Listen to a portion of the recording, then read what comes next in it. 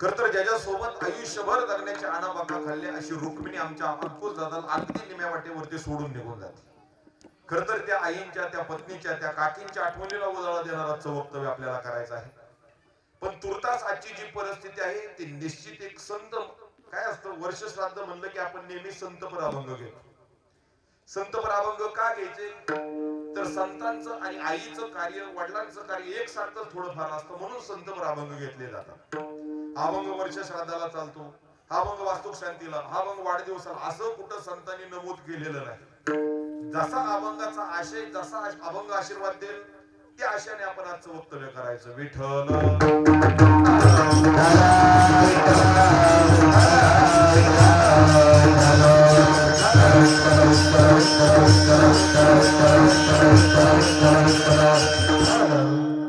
खरं तर आमच्या बायडाबाईंची असणारी दोन्ही मुलं, अंकुश दादांची असणारी दोन्ही मुलं, गोरख दादा असतील आणि सुनीताताई असतील, संपूर्ण रुपनवर परिवार, समस्त ग्रामस्थ अगदी आपल्याला पाऊण तासामध्ये सेवेला पूर्ण विराम द्यायचा आहे. आधा वेळेने तुमचा अजिबात घेणार नाही. खर तर आजचं अलीकडच्या काळात आपल्यासाठी कीर्तन काही नवीन राहिलेलं नाही. मी नेहमी सांगतो, अलीकडे आम्हाला डॉक्टरच्या गोळ्याचा डोस कमी, तेवढा कीर्तनाचा डोस झालेला आहे. पण त्यात आपल्या डोंबाळवाडीसाठी कीर्तन काही नवीन नाही. मामांच्या कृपेने दर महिन्याला, दर आठवड्याला आपण उत्सव करतोय. आता मोठा सप्ताह झाला, त्याच्या पाठीमागे एक मला शेतकऱ्यांच्या मदतीसाठी आपण सप्ताह केला. अलीकडे आपल्यासाठी कीर्तन काही नवीन राहिलेलं नाही. मला नाही वाटत की इथं बसलेल्या कोणत्या माणसाला सांगावं कला कोणती वेलांटी दिल्यानंतर कीर्तन असा शब्द होतो. सगळ्यांना कीर्तन अगदी पाठ झालेला आहे. मला तर वाटतंय आमच्यापेक्षा स्वतः कितपट शतपट हुशार असतं या वक्तव्यावरच मी उभा राहत असतो. आपल्या थोडक्यात माळशिरस तालुक्यासाठी तर काही कीर्तन नवीन राहिलेलं नाही. मी नेहमी वक्तव्य करतो, अलीकड आम्हाला डॉक्टरच्या गोळ्याचा डोस कमी, तेवढा कीर्तनाचा डोस झाला. कस काय, जुन्या काळी कीर्तन ऐकायचं झालं तर गावचा सप्ताह 50 वर्षापूर्वीचा असेल तर सप्ताहात कीर्तन, ते कीर्तन ऐकायला वर्षभर वाट पाहावी लागायची चोपडेसर. असं कीर्तन आठवड्याला ऐकायला मिळायचं नाही. ज्ञानोबरांसोबत वारीला गेला, दिवसभर थकला जाऊन झोपला तरी त्याला कीर्तन नाही. दिवसभर थकला तरी परत तळावरती पालखी समोर हजेरी लावावी लागायची तर कीर्तन ऐकायला मिळायचं. वारीत गेल्यानंतर पंढरपूरमध्ये फिरत बसला, गड्याने घेतल्या घोंगड्यान, मावशा बसल्या बांगड्या घेत, तरी त्याला कीर्तन नाही. तिथं गेल्यानंतर वाळवंटात कीर्तनाला हजेरी लावावी लागायची, त्यावेळेस महाराज कीर्तन ऐकायला मिळायचं. अजूनही तुम्ही तुकोबारांच्या सोहळ्यात चाला, तुकोबारांच्या सोहळ्यातल्या प्रत्येक दिंडीमध्ये कीर्तन होत नाही. अजूनही तळावच कीर्तन होतं. जर दिंडीमध्ये कीर्तन व्हायला लागलं तर त्या दिंडीचा नंबर अजूनही काढून घेतला जातो. त्याचं का, तर एक छत्र खाली सगळे वारकरी, सर्व भाविक एका जागेवर यावे आणि एका जागेवर येऊन चिंतन करावं. आणि सामुदायिक केलेली प्रार्थना महाराज एकट्याने करण्यापेक्षा सामुदायिक केलेली कधीही शतपट जास्त असते. का तर जुन्या काळी महाराज कृतयुगात मंत्र शक्ती असायची, द्वापार युगात युद्ध शक्ती असायची, त्रेता युगात यज्ञ शक्ती असायची. पण अलीकडचा आपला कलियुग हा महाराज संघ शक्तीचा आहे. एखादा माणूस म्हणला ना लात मारेल तिथं पाणी काढेल, ते त्याच्यापुरतं वक्तव्य. पण संसारात असा एकलखोरा माणूस नीट जगू अजिबात शकत नाही. एखादा स्वतःच्याच मनाने मी राजा म्हणायला लागला तर गावातले म्हणतील तू तुझ्या घरचा राजा, आम्हाला काही देणं घेणं नाही. इथं सर्वांना घेऊन चालणारा माणूसच महाराज पुढे जातो, सर्वांसोबत राहणाराच माणूस चांगलं काहीतरी करू शकतो. एकट्याने कार्य करण्यापेक्षा हजार जर तिथं आली तर त्या कार्याला जरा गती जास्त लागत असते. निश्चित म्हणजे सामुदायिकता निर्माण करण्यासाठी कीर्तनाची परंपरा जुन्यापासून सुरू झाली. पण अलीकडे आपल्यासाठी कीर्तन इतकं सुलभ झालेलं आहे. आम्ही वाढदिवसानिमित्त कीर्तन करतो. माझा विको कमी करा दादा जरा. आम्ही वाढदिवसानिमित्त कीर्तन करतो, अभिष्ट चिंतनानिमित्त म्हणजे वाढदिवसानिमित्त करतो, आम्ही वास्तुक शांती निमित्त करतो, आम्ही गंगा पूजनानिमित्त करतो, श्रद्धेने क्रीती ती श्राद्धानिमित्त आम्ही कीर्तन करतो. पाठीमागच्या 4-5 महिन्यात मी आपल्या तालुक्यात 2-4 निवडणुकीची कीर्तन केली. जसा पक्ष तसा बघ, ज्या गावी केला वासे तिथे नसावे उदास या भावनेत. म्हणजे अलीकड मला माफी मागून बोलतो, प्रत्येक गोष्टीत आता आम्ही कीर्तन करत आहोत. आम्ही सुखात कीर्तन करतो, आम्ही दुःखात कीर्तन करतो, आम्ही आनंदात करतो, आम्ही आमच्या दुःखात असणारे करतो, आम्ही जन्माप्रित्यर्थ कीर्तन करतो, आम्ही मृत्यूप्रित्यर्थ कीर्तन करतो. आता ज्ञानोबरांचा समाधी सोहळा झाला. ज्ञानोबरांचा तो जन्माचा सोहळा नाही, ज्ञानोबरांचा जाण्याचा सोहळा आहे. आता फाल्गुनात येणारी तुकोबरांची बीज तुकोबरांचा जाण्याचा आहे, नाथषष्ठी जाण्याचा आहे. आता रामनवमी येईल महाराज. रामनवमी देवाचा जाण्याचा नाही, देवाचा येण्याचा सोहळा आहे. म्हणजे आम्ही जाण्याचेही सोहळे साजरे करतो आणि येण्याचेही सोहळे साजरे करतो. म्हणजे अलीकड आमच्यासाठी कीर्तन इतकं सुलभ झालेलं, आम्ही जन्म मृत्यूत कीर्तन नावाचा घटक आम्ही समावेश करून घेतलेला आहे. मला नाही वाटत, एक माफी मागून बोलतो, पण आपल्या आयुष्याचा अलीकड अन्न वस्त्र निवार या जशा 3 मूलभूत गरजा आहेत, तसं अलीकड आपल्या महाराष्ट्रात राहणाऱ्या माणसाची कीर्तन ही पण मूलभूत गरज अलीकड झालेली आहे. विठ्ठल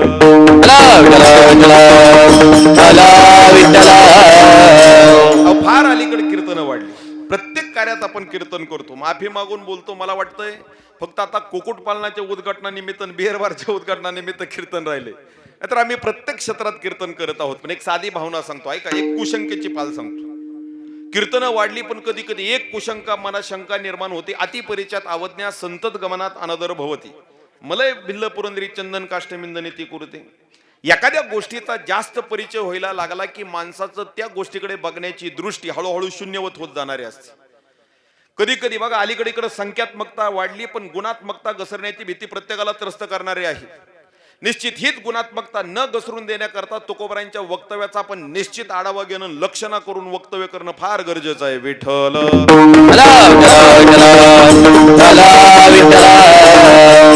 मी आजच्या अभंगाचा सरळ सरळ अंदाज सांगतो, म्हणजे मला काय बोलायचंय तुमच्या लक्षात येऊन जाईल.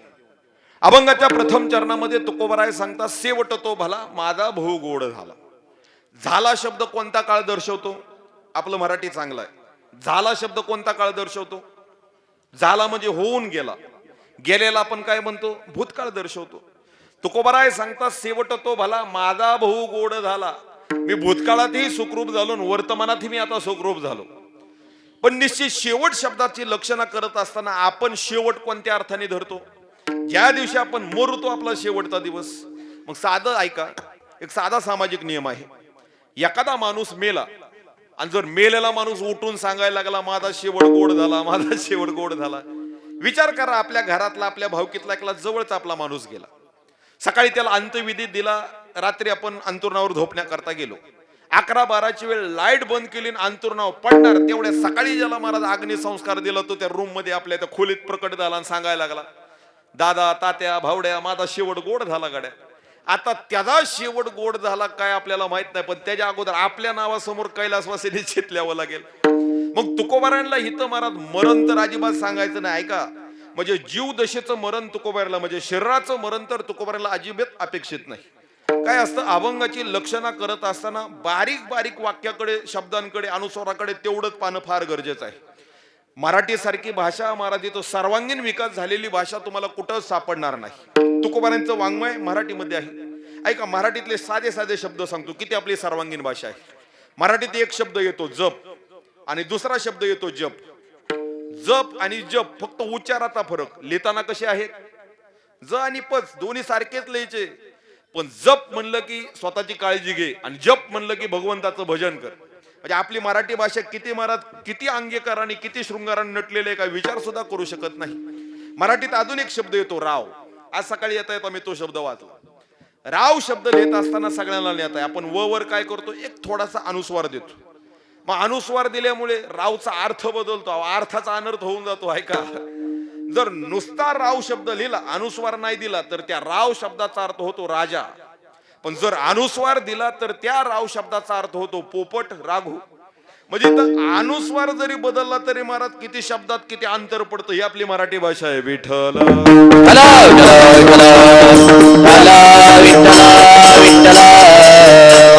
मला अभंगाची आज लक्षणा करायची आणि ही लक्षणा करत असताना आपल्या सर्वांच्या सात्विक विवेक बुद्धीने सर्वांगीण विकासातून करायची आहे. खर तर आज अभंगाचं पहिलं चरणाचा जरी अंदाज मांडता आला तरी माझं कीर्तन सफल झालं. ऐका, इथं राव शब्द मी सांगितला, जप शब्द सांगितला, बाकीचं सोडत नाही. आमच्या रामकृष्ण हरी शब्द तुम्ही ऐकलाय का? अहो रोज कीर्तनात आपण ऐकतो. राम आपण लिहू, कृष्ण आपण लिहू, पण हरी शब्द लिहित असताना रीला कोणती वेलांटी देतो आपण? बसलेल्यांना साधा माझा प्रश्न आहे, रीला कोणती वेलांटी देतो? पहिली का दुसरी? ऐका, तुम्ही म्हणताल काय महाराज अनुस्वारापासून त्या वेलांटा आडून बसला. अहो तिथंच खरं गमक सांगतो. ऐका, तुकोबारांच्या अभंगाचा अंदाज लावत असताना आपलं व्याकरण पण तेवढं तयार असणं फार गरजेचं आहे. तर बऱ्याच वेळा तुकोबाराय काहीतरी वेगळाच अर्थ सांगतात आणि आपण वेगळाच मांडावा. एका अभंगात तुकोबाराय म्हणतात नोहे बरा हा लौकिक. एक जणाचं व्याकरण इतकं तयार होतं त्याने त्याचा अर्थ लावला. तुकोबाराय सांगतात नोव्हेंबर हा लौकिक. तुकोबारा सांगतात की नोव्हेंबरात माणसाचा लौकिक चांगला नसतो. आता असा अंदाज मांडायला लागला तर दिवसा माती खाल्ल्याचं पाप आपल्याला लागायचं. रामकृष्ण हरी शब्द आपण लिहितो, त्यातल्या हरीला कोणती वेलांटी देतो?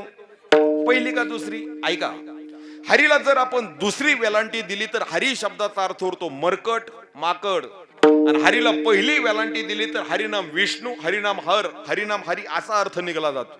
म्हणजे विचार करा, वेलांटी जरी बदलली तरी एकीकडे माकड आणि एकीकडे भगवान परमात्मा. ही मराठीची ताकद आहे. विठ्ठल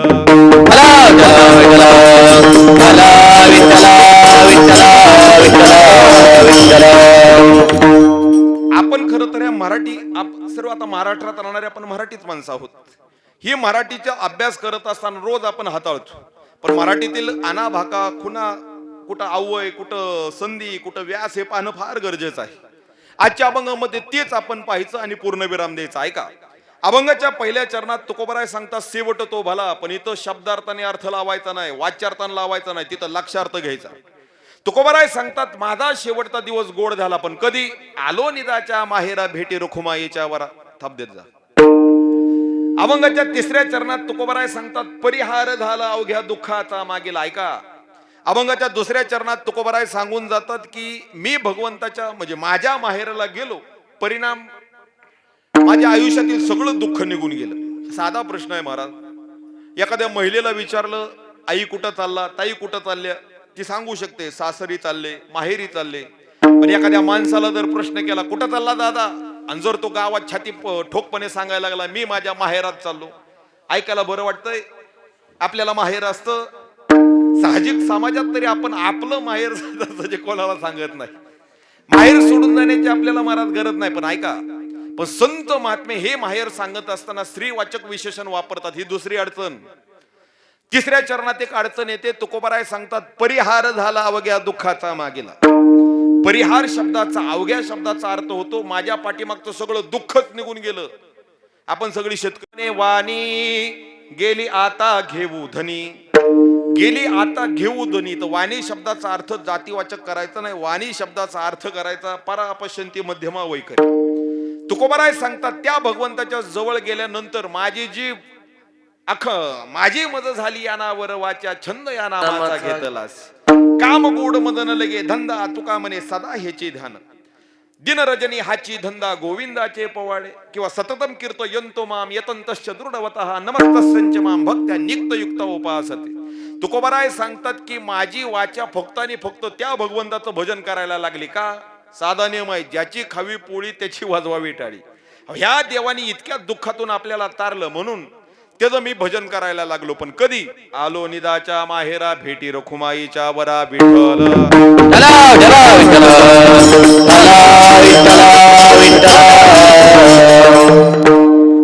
आता मी ती सरळ सरळ, माझ्याकडे थोडा वेळ कमी असल्यामुळे मी सरळ सरळ अभंगाचा अंदाज सांगितलेला आहे. ऐका, अभंगाचा अंदाज लावत असताना एक साधं वक्तव्य करतो. बऱ्याच वेळा इथं काही शब्द असे असतात ते परिस्थितीनुसार उच्चारले जातात. बऱ्याच वेळा माणसाला अशा काही भूमिका सादर कराव्या लागतात किंवा अंगीकृत कराव्या लागतात, त्याची इच्छा नसली तरी परिस्थिती समोर त्याला हातबल व्हावं लागतं आणि त्या अपेक्षा, ते कार्य, ते वेशभूषा त्याला सादर करावी लागते. आज तुकोबराय सांगतात शेवट तो भला माझा भाऊ गोड झाला. पण ऐका, इथं वाच्यार्थ अजिबात घ्यायचा नाही, इथं लक्षार्थ घ्यायचा. बऱ्याच वेळा आपली हजर जबाबी बुद्धी तिथं वापरणं फार गरजेचं असतं. नाहीतर बऱ्याच वेळा काही माणसं संत कधी कधी सहज बोलतात, कधी कधी सहज बोलणे हितो उपदेश करुणी सायास शिकविते. कधी कधी संत सहज बोलता बोलता आपल्याला आपलं हित पटवून देतात, कधी कधी शिव्या घालतात. बऱ्याच वेळा काय असतं, मोठी माणसं सारखे संत काही आरबगाच्या साठी पण ती हाती धरली पाठी. प्रत्येक वेळा माणसाला इतका वेळ नाही. कधी कधी आपण शिकत असताना दुसऱ्याच्या अनुभवातून सुद्धा आपण शिकायचं असतं. का तर आपण कोणच महाराज जन्माला येताना आईच्या पोटातून ज्ञानोबराय तुकोबराय म्हणून जन्माला आलो नाही. इथं कोणाला तरी आपला आदर्श मानावं लागतं, कोणाच्या तरी पाठीमागं चालावं लागतं. आजच्या अभंगात तुकोबराय स्वतःचा वर्तमान आणि भूतकाळ सांगतात. ऐका, तुम्हाला जर वाटतंय ना सुखरूप व्हावं, तुम्हाला जर वाटतंय ना सुखाचे लाडू तुम्ही खावे, आम्ही जे केलं ते तुम्ही करा, त्याचा परिणाम तुम्हाला आमच्यासारखं होता येईल. विठ्ठल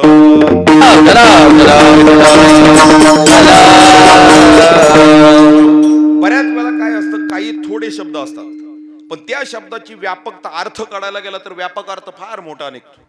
सुख नावाचा शब्द हे तर माझ्या सकट प्रत्येकाची धावपळ कशासाठी? सुखासाठी. मद लागी दुःख व्हावे ऐसा कोणी ना भावे जीवे. महाराज सांगून जातात माझं उभं आयुष्य दुःखामध्ये जावं, घे इसके तोड जावे, असं करावं असं कोणालाच वाटत नाही. प्रत्येकाची धाव, सारड्याची धाव जशी कुंपणापर्यंत तशी आपली धाव सुखापर्यंत. आता सुख शब्द महाराज दिसायला अगदी थोडं काय, आपण देवाकडे जातो आणि देवाला म्हणतो देवा मला सुखात ठेव.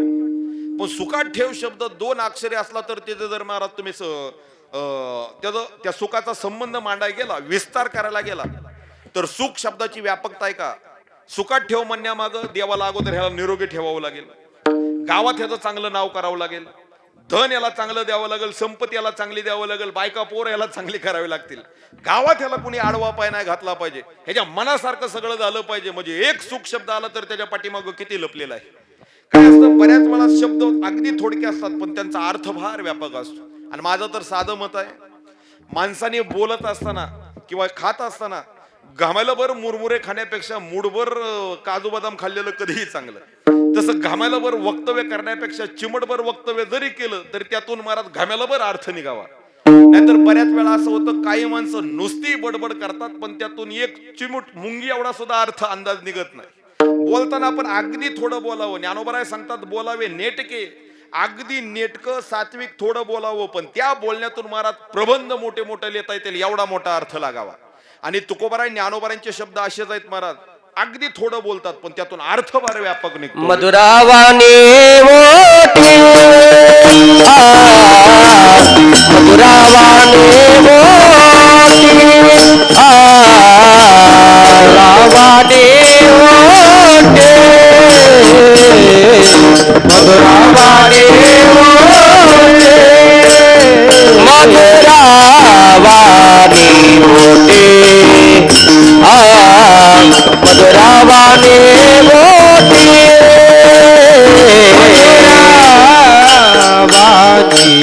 मोठी मधुरावाणी मोठी तुका मने वाव पोटी तुका मने वाव पोटी मधुरावाणी मोठी मधुरावाणी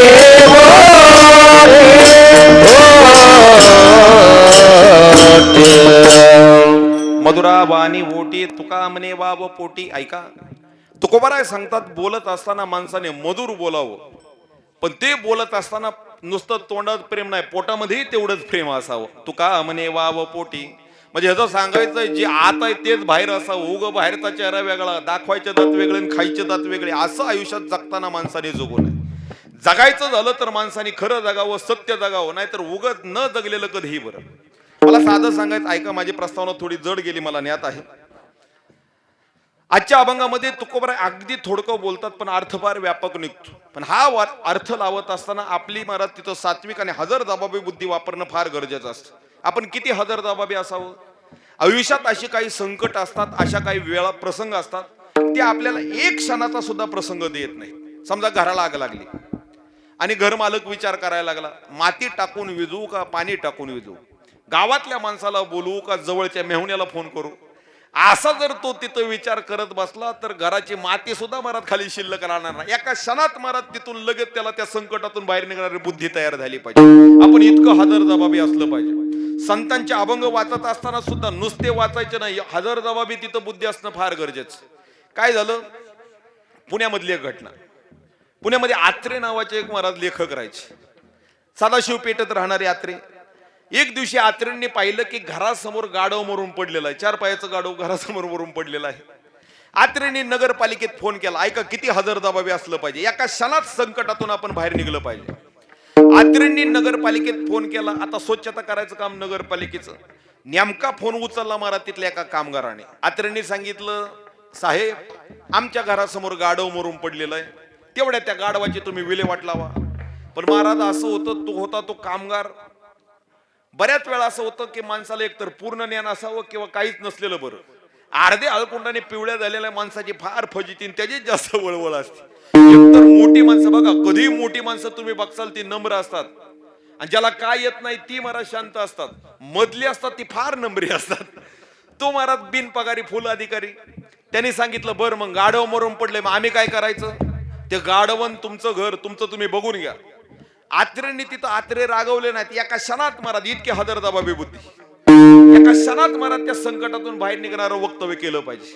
आत्रेने काय नाही, हसत हसत मला त्या शिपायाला सांगितलं, काय नाही, आमच्याकडे प्रथा आहे, कोण माणूस मरून गेला तर त्याच्या पाहुण्या रावळ्यांना फोन करून कळवलं जातं, म्हणून फोन केला, बाकी काय नाही, दिला फोन ठेवून. ज्याला समजलं त्याला धन्यवाद. ऐका, बऱ्याच वेळा अशी हजार जबाबी बुद्धी तिथं अभंगाच्या दृष्टीने आपण वापरणं गरजेचं. एका क्षणात आपल्याला अर्थाचा अर्थ तिथला समजणं गरजेचं आहे. त्या पुण्यामधल्या एका पत्रकाराने पेपरात बातमी दिली, पुणे नगरपालिकेतील निम्मे नगरसेवक महामूर्ख आहेत.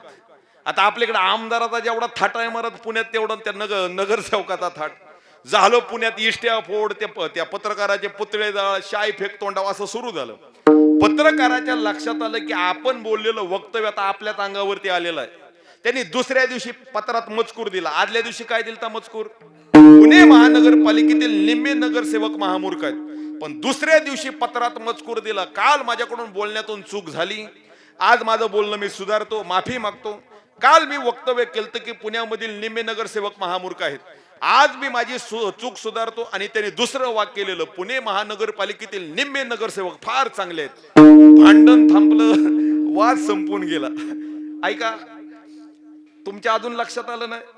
अहो, काल त्यांनी पत्रात मजकूर दिलता, पेपरात मजकूर दिलता, निम्मे नगरसेवक महामूर्ख आहेत, म्हणजे ह्याचा अर्थ निम्मे चांगलेच आहेत. दुसऱ्या दिवशी मजकूर दिला निम्मे चांगले आहेत, ह्याचा अर्थ निम्मे अजूनही महामूर्ख आहेत. विठ्ठल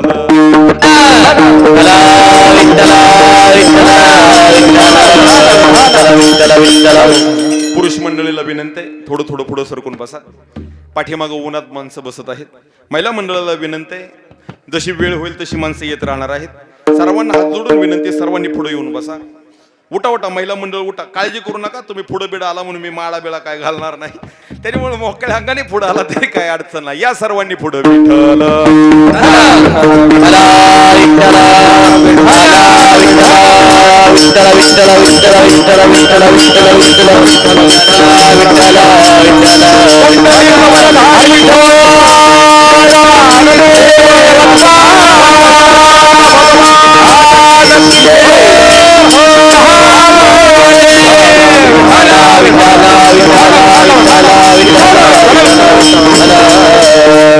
ऐका, काय असतं, सकाळचं कीर्तन म्हणलं की एकतर लगेचच चालून लगेचच संपून जातं. बरं, त्यात हे हिवाळ्याचे दिवस आहेत, 10-11 वाजलेले सुद्धा लक्षात येत नाही. प्रस्तुत अभंगातून तुकोबाराय स्वतःच्या आयुष्याचा स्वानुभव सांगतात. ऐका, स्वतःचा अनुभव तुकोबारांनी प्रस्तुत अभंगातून प्रस्थापित केलेला नाही. ऐका, कधी कधी मोठ्याचा अनुभव ऐकणं फार गरजेचं असतं. आपण रस्त्याने चालत असताना त्या रस्त्याने कोण गेलं याचा आवाका असणं फार गरजेचं. नाहीतर शून्यातून वाट निर्माण करणं फार कठीण असतं. महाराज पुढे गेले त्यांचा शोधित मार्ग, चला जाऊ माग घेत आम्ही. कधी कधी मोठ्याच्या पाठीमाग चालण्यातच महाराज आपल्या आयुष्याचं मोठेपण असतं. कधी कधी स्वतःला नोकर जरी म्हणून घ्यायचं झालं तरी मोठ्याचा म्हणून घेणं फार गरजेचं. माझं तर साधं मत आहे, नीच माणसाचा मालक होण्यापेक्षा श्रेष्ठ माणसाचं नोकर झालेलं कदबत शतपट चांगलं. विठ्ठल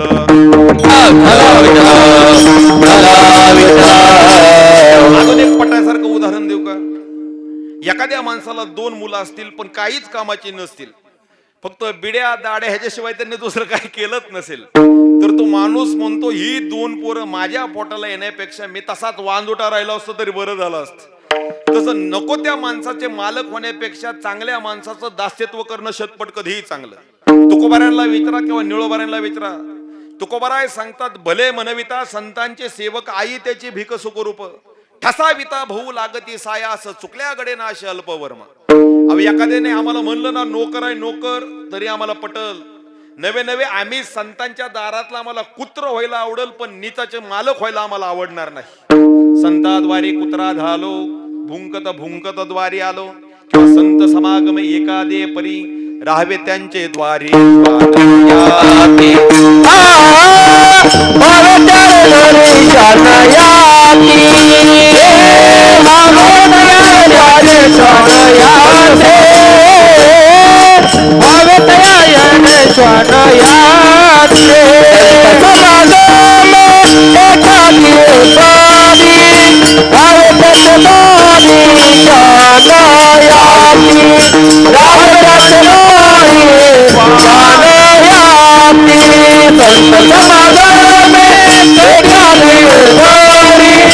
रावत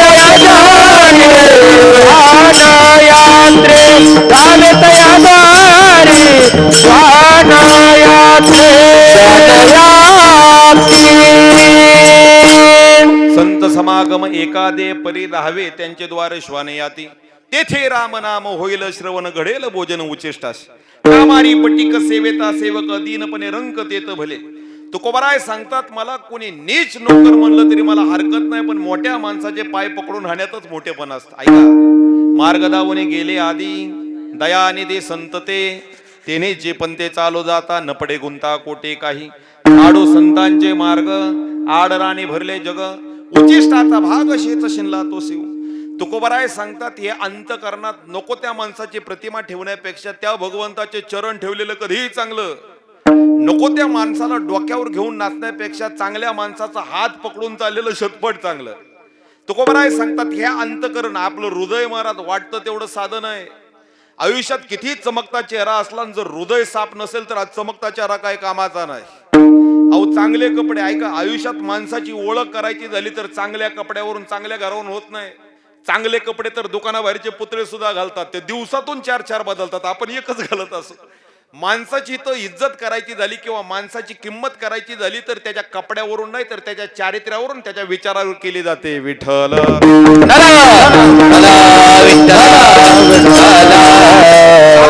कालच एक सुंदर वाक्य वाचलं, पैशाचा माज, पैशाची मस्ती तर आम्हाला जगात माणसाला दाखवता येईल, पण ज्या वेळेस महाराज आम्ही भगवंता समोर जातो तिथं आमचा पैसा चालत नाही, फक्त आणि फक्त भगवंताच्या दारात आमचं कर्म चालत असतं. अहो, इथं माणसाची किंमत करायची झाली तर ऐका, हा त्या जातीचा, तो त्या धर्माचा, तो त्या पक्षाचा, असा माणसाचा विचार करत बसू नका. इथं भगवंताच्या दारात धर्माचा, जातीचा विचार केला जात नाही. भगवंताच्या दारात फक्त आणि फक्त तुमच्या कर्माचा हिशोब केला जातो. साधा नियम आहे. आयुष्यात मरत असताना आपल्याला सुद्धा म्हणता यावं, शेवट तो भला माझा भाऊ गोड झाला. आयुष्यात जगत असताना माणूस ज्यावेळेस अंतरुणावर पडतो त्याची पाप त्याच्या समोर थाईमान मांडायला लागतात. ऐका, ते चाणक्य फार सुंदर सांगतात, किंवा त्या तरुण सागरजीची वाक्य मी रोज वाचतो, ते तरुण सागरजी कटुवचन फार सुंदर सांगतात. आयुष्यात जगत असताना माणसाने 2 गोष्टीची भीती कायम अंतकरणात राखावी. कोणती? माणसाने जगत असताना एकतर स्वतःच्या पापाला घाबरावं आणि एकतर स्वतःच्या बापाला घाबरावं. जो माणूस स्वतःच्या पापाला घाबरतो त्याचं जगणं चांगलं होतं, जो माणूस स्वतःच्या पापाला घाबरतो त्याचं आयुष्यात चांगलं होऊन जातं. विठ्ठल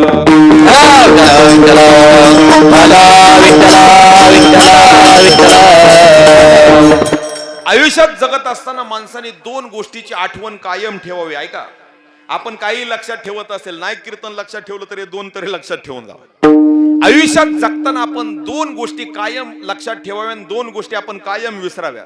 कोणत्या विसराव्या? आयुष्य ज्याला सुखाने जगायचंय त्याने ऐका, आयुष्यात 2 गोष्टी लक्षात ठेवाव्या, 2 गोष्टी विसराव्या. त्यातल्या विसराव्या कोणत्या? एक, आपण कोणावरती उपकार केला असेल तर ते विसरून जावं, आणि आपल्यावर कोणी अपकार केला असेल तर ते विसरून जावं. आणि 2 कोणत्या आठवणीत ठेवाव्या?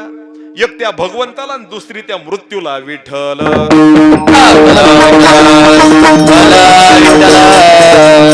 का बरं त्या मृत्यूची आठवण ठेवायची? अहो, त्या मृत्यूची आठवण ह्याच्यासाठी ठेवायची, ऐका, जर माणूस त्या मरणाला भेला तर महाराज मराय टेकलेला माणूस कोणाचे गळे दाबेल, कोणाचे खिसे हाणेल, कोणाच्या बांध पोकरेल, अजिबात नाही. मराय लागलेला माणसासारखा सात्विक माणूसच या जगात कोणता नाही महाराज. हे साधं माझं वक्तव्य आहे. काय झालं, शांती ब्रह्म एकनाथ महाराजांच्या आयुष्यातला एक प्रसंग. नाथ महाराजांकडे एक माणूस आला. नाथ महाराज, तुम्हाला कोणी त्रास दिला, यौवन अंगावर थुंकला, प्रसाद देवने मुक्त केला. अंगावर थुंकणाऱ्या माणसाला तुम्ही प्रसाद देता. जर तुमच्या पत्नीचा कोणी गिरजामाईचा अपमान केला तर त्या ब्राह्मणाला तुम्ही स्वतःच्या लेकरासारखं सांभाळलं. अहो, पैठणमध्ये महाराज, पैठणमध्ये नियम, म्हणजे पैठणमध्ये एक बक्षीस ठेवलं. नाथ महाराजांना जो माणूस राग आणून देईल त्या माणसाला 1000 सोन्याच्या मुद्रा. परिणाम असा झाला, नाथ महाराजांना राग आणून द्यायचा, पण असतानाच नाव महाराज शांती ब्रह्म. बऱ्याच वेळा असं होतं, घेतलेल्या पदव्या वेगळ्या, उपजत आलेल्या पदव्या वेगळ्या असतात. नाहीतर अलीकडे कोण काय पदव्या लावेल कळून सुद्धा येणार नाही. बऱ्याच वेळा माणसाकडे बघितल्यानंतर लक्षात येतं की हे 40च्या किलो, 40च्या वर 1 किलो सुद्धा भरायचं नाही, पण त्याच्या पुढे पदवी असते, the king maker, the brand. बाकी सोडा, आमच्या ते अशा बऱ्याच पदव्या आहेत की ज्याला त्याचा काहीच मेळ नसतो. बऱ्याच वेळा आमच्यात पदवी असते शब्द प्रभू, पण एका शब्दाचा दुसरा अर्थ त्याला अजिबात मांडता येत नाही. विठ्ठल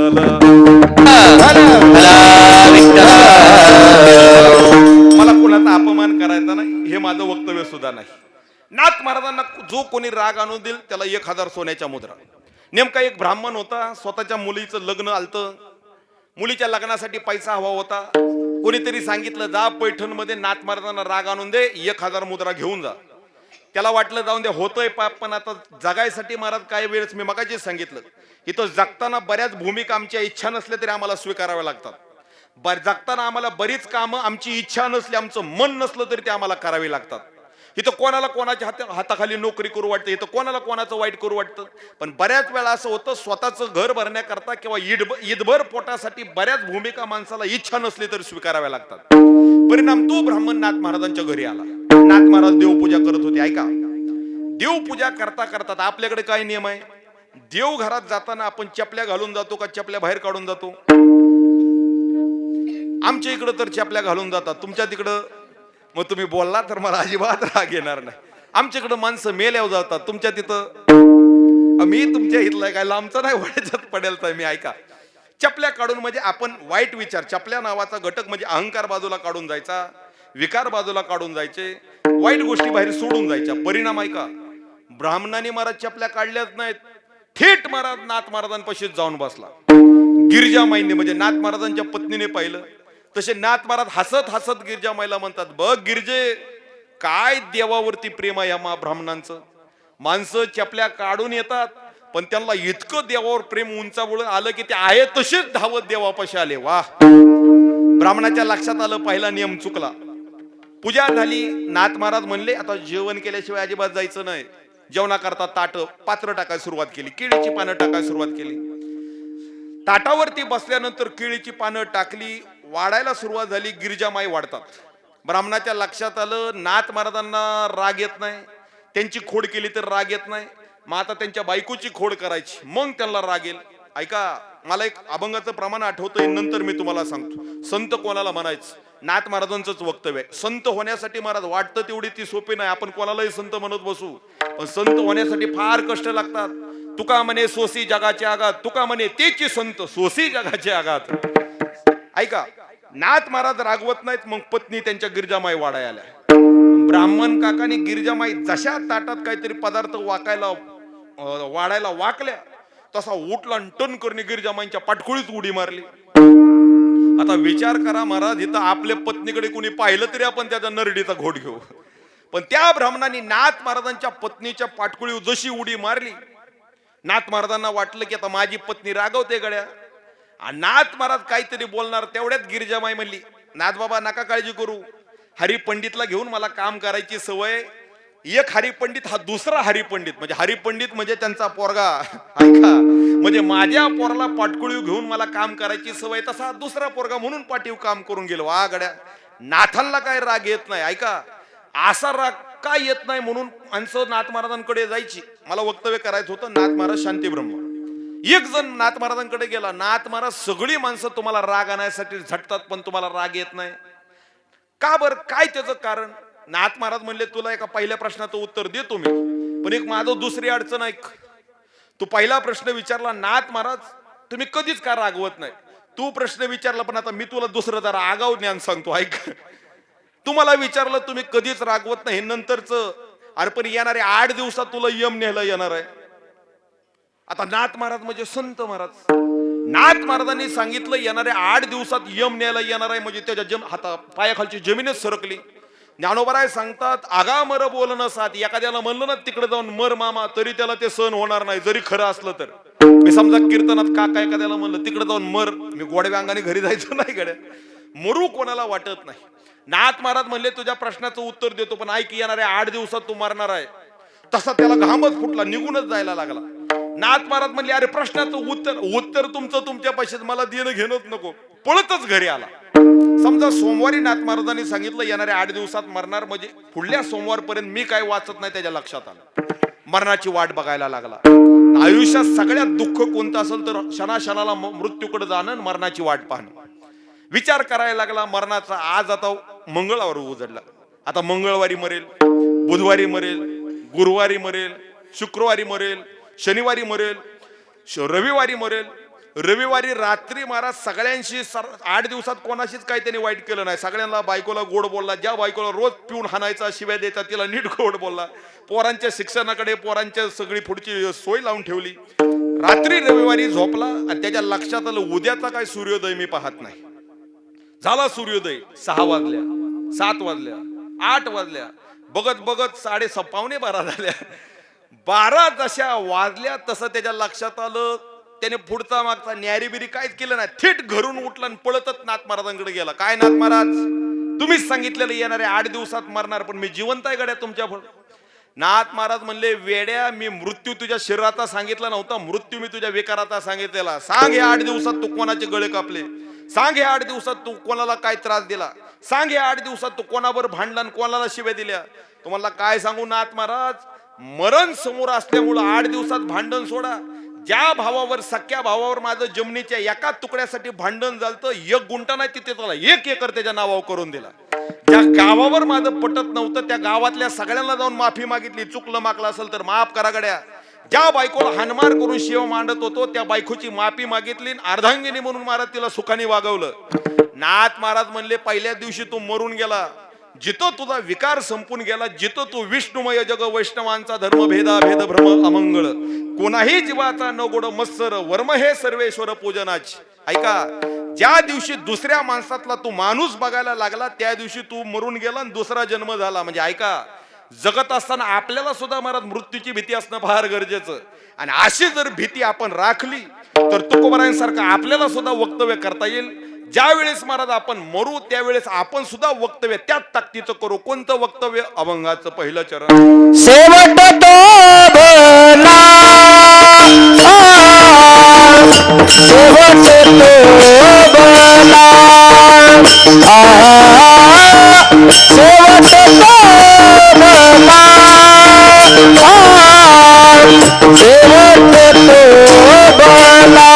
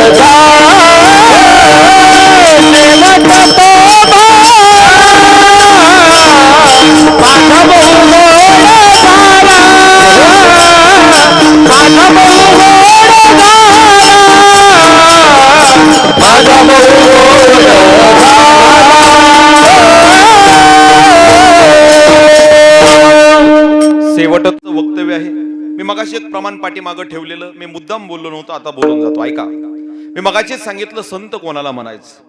तुकोबारायांचं एक प्रमाण सांगितलेलं, तुका म्हणे तेची संत सोसी जगाचे आघात. नाथ महाराजांचं एक प्रमाण ऐकून जावा.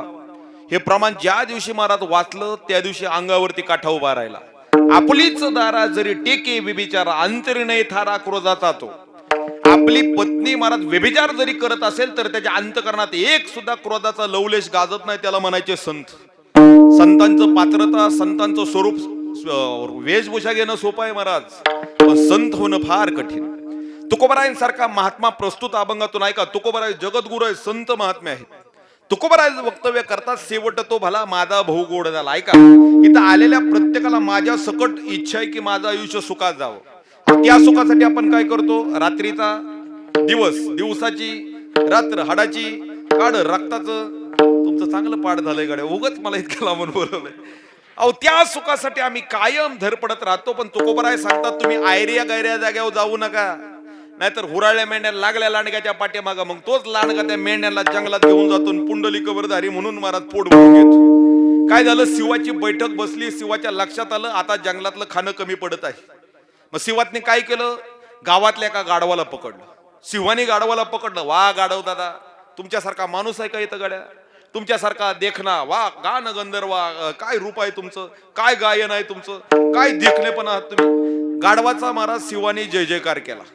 गाढवाला सोबत फिरवल्यानंतर गाढवाला वाटायला लागलं, येऊन मी आमदार झालो. गाढवाला मोठे पण वाटायला लागलं. गाढवाने शिवानी गाढवाला सांगितलं, अहो तुम्ही एकटेच आलात, थोडी भावकीची माणसं गोळा करा. परिणाम असा झाला, गाढवाला बरं वाटायला लागलं. गाढव गावात जायचं, काय तुम्ही त्या सिंहाला नावं ठेवता, चला माझ्यासोबत जंगलात. परिणाम एक एक गाढव महाराज जंगलात यायचं. तसा शिव ह्या गाढवाला सोडायचे, पण दुसऱ्या गाढवाचे पुंडलिकवर धारीच करायचे. ह्या गाढवाच्या कधीपर्यंत लक्षात आलं नाही. ज्या दिवशी ह्याच्यावर वेळ आली त्या दिवशी ह्याच्या लक्षात आलं, मी आतापर्यंत माग काय गाढवपणा केलेला आहे. तुकोबाराय सांगतात, असं नको त्या माणसाच्या नादी लागून स्वतःच्या आयुष्याचं ओझं वाटोळ करू नका. अशा जागेवरती जा की त्या जागेवर गेल्यानंतर तुमचं काहीतरी चांगलं होईल. अशा जागेवर बसा, किंवा थोडं खाली येऊन बोलू का, अशा टेबलावर बसा की त्या टेबलावर काहीतरी स्वप्न चांगले असतील. नाहीतर आपल्या पिढ्याने पिढ्या मातीत जाणाऱ्या टेबलावर अजिबात बसू नका. विठ्ठल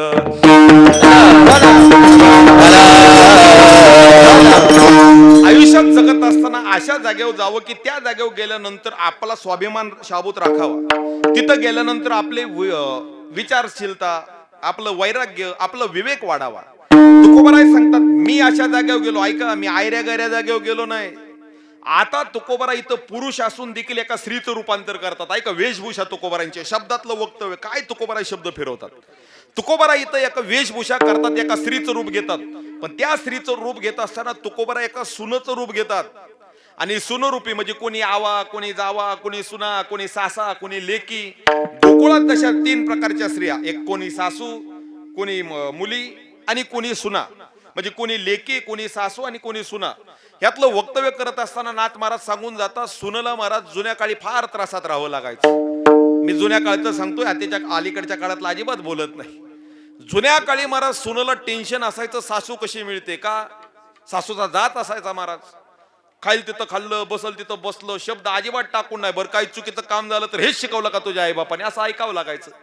हे जुन्या काळातलं सांगतोय मी, अलीकडच्या काळात अजिबात बोलत नाही. अलीकडचा काळ निराळा आहे गाड्या. अलीकड सासूला टेन्शन असतं, सून नेमकी कशी येते गाड्या. परिणाम तुकोबाराय एका सुनेचं रूपांतर करतात. तुकोबाराय सांगतात, नको त्या जागेवर मी गेलो नाही, अशा जागेवर गेलो. परिणाम कुठं गेलो? आणि साधं वक्तव्य सांगतो, ऐका. तुम्ही सगळ्या माझ्या आई आहात, माझ्या सगळ्या बहिणी आहात. सगळ्यांना माझा एक साधा प्रश्न आहे, तुम्हाला खरं सुख सासरी मिळतं का खरं सुख माहेरी मिळतं? अजिबात सासूबाईचं शेजारी बसल्या टेन्शन घेऊ नका, मोकळ्या अंगाने बोला. महिला मंडळाला साधा प्रश्न आहे, खरं सुख मला सासरी मिळतं का खरं सुख माहेरात? अहो, सासरी सोन्याचा जरी घास खात असले, ते जुन्या काळी दळण चालू राहायचं. ओव्या गावनी स्वरात दास जनीच्या घरात. असं दळण जरी चालू असलं तर महाराज दळण असायचं सासरीचं, पण ती दळण करणारी महिला गुणगान गायची माहेरातलं. म्हणजे किती जरी इथं असलं तरी मला शेवटी माहेरातलं. ते जुनी माणसं सांगायची, महिलांना माहेर इतकं जवळचं असतं की माहेरच्या ओरोट्याने मारलं तरी मला तो रक्त येत नाही, इतका तो जवळचा.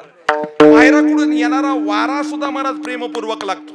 तुकोबाराय सांगतात मी सुद्धा त्या सुनेचं रूप घेतलं आणि मला सुख मिळावं म्हणून मी कुठं गेलो अभंगाचं दुसऱ्या चरण आलो निजा माहेरा आलो निजा माहेरा आलो निजा माहेरा आलो निजा माहेरा भेटीर कुमाये चावरा भेटीर कुमाये चावरा भेटीर कुमाये चावरा भेटीर कुमाये चावरा भेटीर कुमाये चावरा भेटी रखमाई चावरा ओ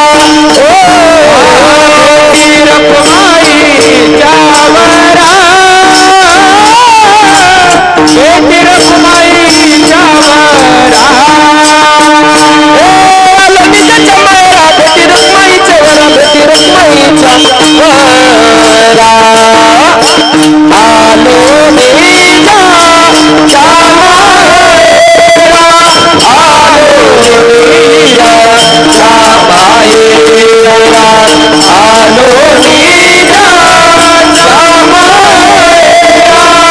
आलो नीजा चामायरा आलो नीजा चामायरा नीजा चामायरा आलो निदाच्या माहेरा भेटी रखुमाईच्या वरा ऐका तुकोबाराय सांगतात मी माझ्या माहेरात आल्यानंतर मला सुद्धा सुख लाभलं आपल्यालाही असं सुख लाभावं असं वाटत असेल आपल्याला आपल्या आईच्या जवळ जायचं असेल आपल्याला आपल्या वडिलांच्या जवळ जावं असं वाटत असेल तर अगोदर त्या आई बापाचं म्हणजे त्या भगवंताचं भजन करायला आपण चुकलं अजिबात नाही पाहिजे परिहार झाला अवघ्या दुःखाचा मागेल ऐका आयुष्यात दुःख देणाऱ्या घटना आपल्याला जर दूर सोडायच्या असतील तर त्यासाठी एकच उपाय तर ते म्हणजे आणि भगवंताचं भजन माझी विनंती आहे आतापर्यंत मी कोणाला काही त्रास दिला नाही एक शेवटची 1 मिनिट विनंती करतो नका आवाज काय बदलूच काय अजिबात नका खरं तर आपण आज उपस्थित आहोत आमच्या बायडाबाई असतील आमच्या असणाऱ्या सोनाबाई असतील म्हणजे आजी असतील काकी असतील दोघांच्या आजींच्या 25व्या आणि काकींच्या 11व्या पुण्यस्मरणानिमित्त आपण उपस्थित आहोत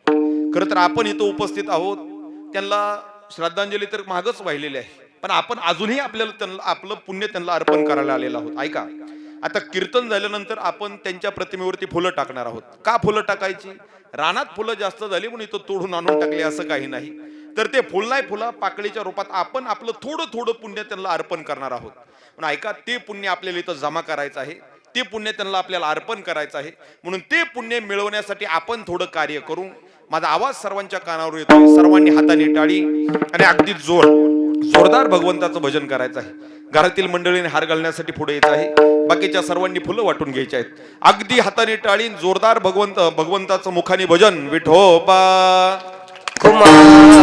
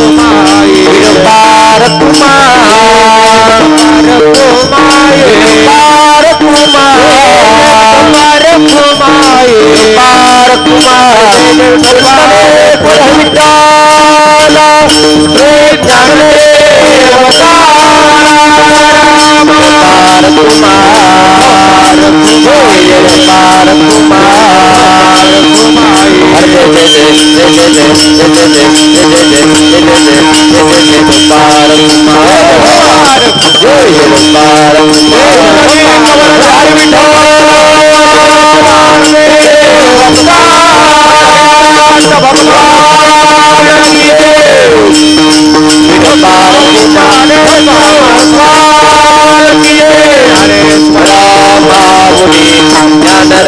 माऊली ज्ञानेश्वर माऊली ज्ञानराज माऊली ज्ञानेश्वर ज्ञानेश्वर ज्ञानेश्वर माऊली ज्ञानराज माऊली ज्ञानेश्वर ज्ञानेश्वर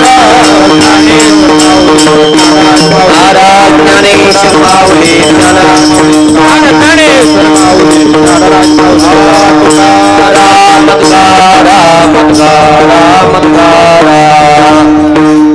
घरी माता पितरा धड बोलू नाही संसारा ये रे विश्वभरी आदरा मूर्खो जे सायका. स्वतःच्या सख्या आई बापाला घरी व्यवस्थित नीट बोलत नसेल, स्वतःच्या घरी आई वडिलांना नीट बोलत नसेल आणि गावासमोर जाऊन हाजी हुजी करत कोणाची जर लाचारी करत असेल तर ज्ञानोबराय सांगतात त्याच्यासारखा मूर्ख या जगात कोणता नाही. आवर्जून आपण आपल्या आई वडिलांची सेवा तर निश्चित केलीच पाहिजे. निश्चित ज्यांचे आमच्यावरती उपकार आहेत त्यांची आपण जाणीव ठेवली पाहिजे. तुकोबाराय सांगतात त्या भगवंताचा माझ्यावर इतका मोठा उपकार झाला की माझी वाचाच्या त्याच्या व्यतिरिक्त कोणाचं भजन करत नाही. तुका म्हणे वाणी गेली आता घेऊ धनी आलो निजाच्या माहेरा भेटी रुखुमाईच्या वरा. ऐका, वाणी शब्दाचा अर्थ जातीवाचक अजिबात करायचा नाही. नाहीतर मी सुरुवातीलाच मराठीचे लक्षण मराठीचा सर्वांगीण सांगितलेलं. मराठी भाषा अशा आहे, महाराज वळल तशी वळती. एक अभंग आहे महाराज, पवित्र तो देह वाणी पुण्यवंत. काय झालं तिकडं कन्नडकर एकदा कीर्तनाला गेल्यानंतर हा अभंग घ्यायचा योग आला. आता अभंगाचं द्रुपद अभंगाचं मेन पद असल्यामुळे सारखं म्हणणं झालं पवित्र तो देह वाणी पुण्यवंत, पवित्र तो देह वाणी पुण्यवंत. कीर्तन झाल्यानंतर गावातली साडी माळी मराठा कुळ्याशी 4-5 जातीची माणसं एकत्र झाली. मला गाराटा घातला, काय महाराज आमच्या गावातला एकटा वाणीच पुण्यवान आहे का? आम्ही नाही का पुण्यवान? जातीवाचक उच्चारण अजिबात करायचं नाही.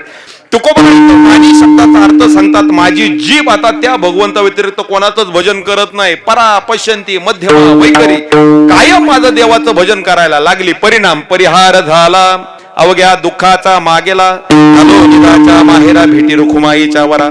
यथामतीत अवकाश आपली वेळ संपलेली आहे. आजच्या सेवेचं निमित्त सर्वांना ज्ञात आहे.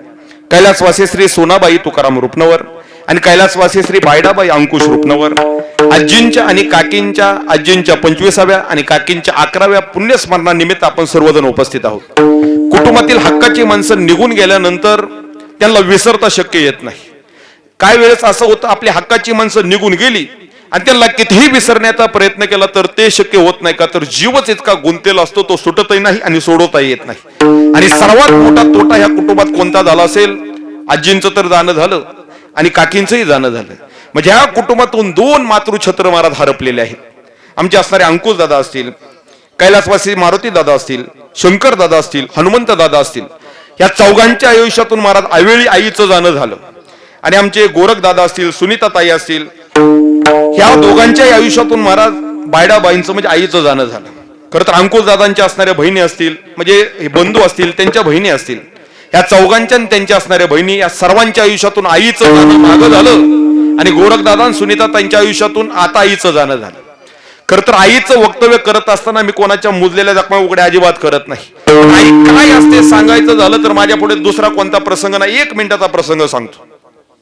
रायगडाचा दिवस हिरकणी सांगतो 1 मिनिटात ऐका. रायगडावरचा दिवस.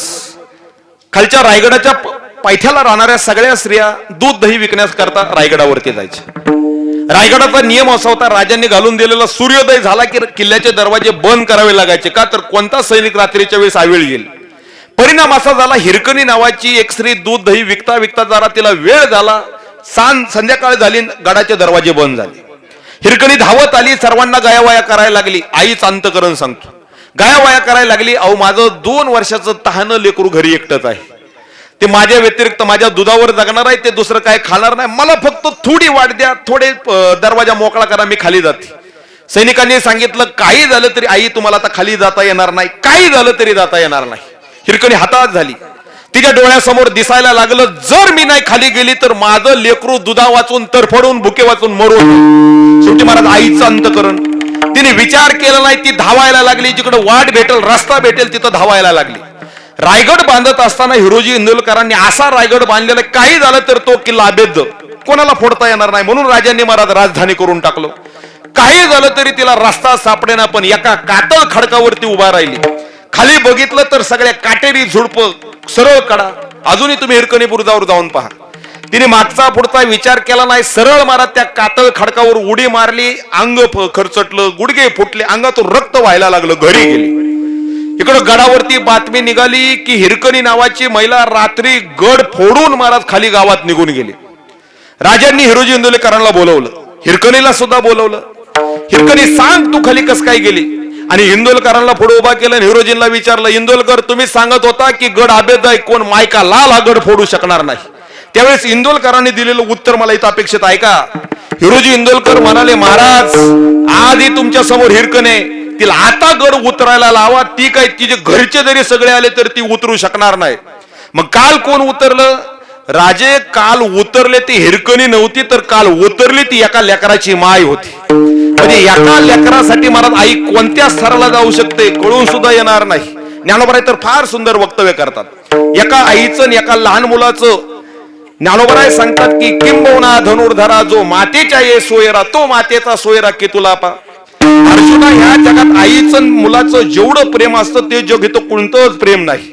एखाद्याच लहान मुलासमोर स्वर्गाची अप्सरा जरी नेऊन ठेवली आणि त्याची आई कुब्जा अरूप देखणी नसेल, आपली माय जरी कुब्जा जरी आहे तरी तिचे चेतन हे स्नेह कुरेके. सांगतात एखाद्या माणसासमोर रंभा नेऊन ठेवली, उर्वशी नेऊन ठेवली आणि त्याला सांगितलं जा जगातील सगळ्यात सुंदर स्त्री तुझ्या समोर उभा केलेली आहे, त्या लहान लेकराला मारा त्या सुंदर स्त्रीशी देणं घेणं नसतं. त्या सुंदर स्त्रीला जाऊन ते झोंबत नाही. आपली आई किती जरी कुरूप असली तरी ते जाऊन आईलाच मिठी मारत. निश्चित अशा प्रेमाचा तोटा, या प्रेमाचा तुटवडा काही वर्षापूर्वी ह्या कुटुंबातून निघून गेलेला आहे. माझी विनंती असेल, आपले आई वडील असतील, आपण आवर्जून त्यांची सेवा करतच आहोत आणि केलीच पाहिजे. का तर आमच्या परमार्थाचं मूळच महाराज आई वडिलांची सेवा करण्याचं आहे. पुंडलिके काय केले परब्रह्म उभे ठेले, माय बापे केवळ काशे तेने न जावे तीर्थाशी. अहो घरी आई वडिलांना सोडून आपण लांबच्या देवाच्या दर्शनाला जात असेल तर ऐका, लांबच्या देवाच्या दर्शनाला गेल्यानंतर लांबचा देव भेटेल का नाही सांगू शकत नाही, पण घरीच मायबापाची सेवा करा. जगाचा बाप तुम्हाला घरी भेटायला आल्याशिवाय राहणार नाही. आता मग तिथे अवकाश झालेली सेवा आईंच्या, दोन्ही आईंच्या चरणी अर्पण करतो. सेवेसाठी आवर्जून उपस्थित असणारे भागातील या कुटुंबावर प्रेम करणारे सर्वच आप्त जनसखेश्वरी सर्वांचा मी ऋणी आहे. 1 मिनिट सर्वांना विनंती करतो ऐका. आपला हा जानेवारी येणारे सप्तमी ते पौर्णिमा शांतीब्रह्म एकनाथ महाराजांच्या मंदिरात आपला दर सालाप्रमाणे म्हणजे नाथ महाराज जो सप्ताह करायचा तो सप्ताह अजून आज तागात आपण करत आहोत. म्हणजे 25 जानेवारी ते मला वाटतंय 1 फेब्रुवारी, एक का 2 फेब्रुवारी असा काळ मला त्या सप्ताहाचा आहे. जवळजवळ 10-50 हजार माणसं कीर्तन ऐकायसाठी असतात, पण ती त्या भागातले असतात. आपल्या भागातलं सहजासहजी तिथं कोण नसतं. ह्या वर्षी नाथ महाराजांचा महाराज हे फार महत्वाचं असं वर्ष आहे. नाथ महाराजांना जाऊन 475 वर्ष झालेले आहेत. त्या प्रित्यर्थ मोठा नाथ महाराजांच्या मंदिरात आपण सप्ताहाचं आयोजन केलेलं आहे. सप्ताहाचं आयोजन म्हणजे मागल्या वर्षी त्या सप्ताहासाठी आपण 6.5 किलो चांदीचा विना केला, 2.5 किलोच्या 2 अब्दा केल्या. ह्या वर्षी 11.5 किलोचा महाराज चांदीचा पकवाज महाराज तिथं होणार आहे आणि सगळ्यांच्याच मदतीतून तिथं तर निश्चित होणारच आहे. मी कोणाला पैसे मागायला आलो नाही, फक्त एक विनंती करतो, 1111 महाराज नाथ महाराजांच्या भागवताचे वाचक आपण बसवणार आहोत. जर कोणाला ते वाचन करण्याची इच्छा असेल, नाथ महाराजांच्या मंदिरात राहण्याची, खाण्याची, गरम पाण्यापासून राहण्या खाण्याची सगळी सोय केलेली आहे. जर कोणाची इच्छा असेल तर आवर्जून माझ्याशी संपर्क साधा. आपल्याने नाथ महाराजांची सेवा निश्चित त्यांच्या दरबारात राहून होईल एवढी एक विनंती करतो. बोलण्या चौकात काही चुकीचा शब्द असेल तो माझ्या बुद्धीचा दोष. आजची सेवा खरं तर सर्वांच्या वतीने तर झालेली आहेच, पण ह्या कार्यक्रमाचं, ह्या सेवेचं रेखांकन करण्याचं आणि आठवणी जिवंत ठेवण्याचं काम ज्यांनी केलं आमचे बाजीरावजी महाराज चोपडे सर असतील, आपला बाळूमामा भक्त असणार आपला युट्यूब चॅनल असेल, त्यांचाही मी ऋणी आहे. सर्वांना फुलं मिळालेली आहे. फुलाचा अभंग होईल, तदनंतर जय विठ्ठल भजन होईल, त्यानंतर ज्ञानोबराय तुकोबारांची आरती होईल. जेवण केल्याशिवाय, प्रसाद घेतल्याशिवाय कोणीही जायचं नाही अशी संपूर्ण रुग्णावर कुटुंबाची सर्व आप्तजनांना हात जोडून नम्र विनंती आहे. एका तुम्ही आळंदीला गेल्यानंतर ज्ञानेश्वरी मंदिर पाहिलेलं आहे, देऊला गेल्यानंतर गाथा मंदिर पाहिलं आहे, पैठणला गेल्यानंतर गीता मंदिर पाहिलं आहे, पण ज्ञानोबरायांचं हरिपाठ मंदिर जवळजवळ पंचक्रोशीत कुठं नाही. सर्वांच्या मदतीने आपल्या जवळच दहेगावला ज्ञानोबरायांचं हरिपाठ मंदिर उभा राहिलेलं आहे. आमचे वडील श्री गुरुवर्य धनंजय महाराज कदम असतील आणि त्यांचे सर्व सन्मित्र सर्वांच्या सहकार्यातून मंदिर उभा राहिलेलं आहे. गेले 21 वर्ष झालं संस्थेचं कार्य तिथं सुरू आहे. आता या संस्थेचा 21वा वर्ष आहे. आतापर्यंत 800-900 मुलं तिथं शिक्षण घेऊन गेली. आवर्जून कधी आला तर त्या संस्थेला आणि हरिपाठ मंदिराला भेट द्या. सर्वांना विनंती आहे आपापल्या जागेवरती उभा राहा. घरातील मंडळीला विनंती आहे आईंच्या, आजींच्या आणि काकींच्या प्रतिमेसमोर उभा राहा. फुलाचा अभंग